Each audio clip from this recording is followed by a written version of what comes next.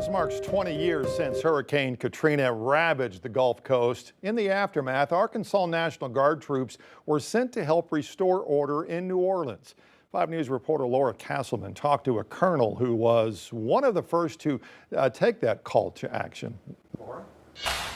That's right. Colonel Joel Lynch of Arkansas National Guard was just one of many who responded to help.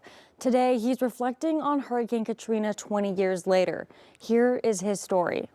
I get a phone call from my administrative officer in Warren. Says, "We got the call. We're going to New Orleans. How soon can you be here?" Colonel Joel Lynch of the Arkansas National Guard was deployed to Louisiana with his unit shortly after Hurricane Katrina struck the Gulf Coast in 2005. About sunrise, we get on buses and we drive over the river, that is over the Mississippi River, into New Orleans. You can tell something's going on just from some of the smoke that's out there. Colonel Lynch describes what he saw in New Orleans as surreal. You get in there and there's no people around except for the occasional people, emergency responders are out there, police, some other National Guard units. So you've got things that are out of place, trash cans, newspaper stands, they're just all over the place. Vehicles are where they shouldn't be. Colonel Lynch says they had to get creative to navigate their way around. One of my jobs as the intelligence officer is to gather maps or to gather information about where you're going to go do operations. We actually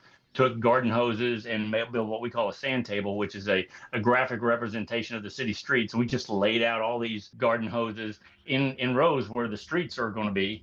And we just kind of visualize the operation. Colonel Lynch says their first mission, clear the area for rescue efforts to arrive. Secure the convention center and really just make it clear for the rescue efforts or the water and the sustainment activities to come and people could start getting aid. The nation watched for word on the thousands of people who were displaced. So we turn the corner, we see the convention center. Immediately you see thousands of people that are in the streets, across the streets, just looking for any kind of shade and looking for help. Colonel Lynch remembers people being grateful for their arrival. They looked at us like we are the cavalry, getting them out of the street or is handing them bottled water or helping them get to shade. And also a big thing was us making just personal contact with people, talking to them, letting them know it's going to be okay.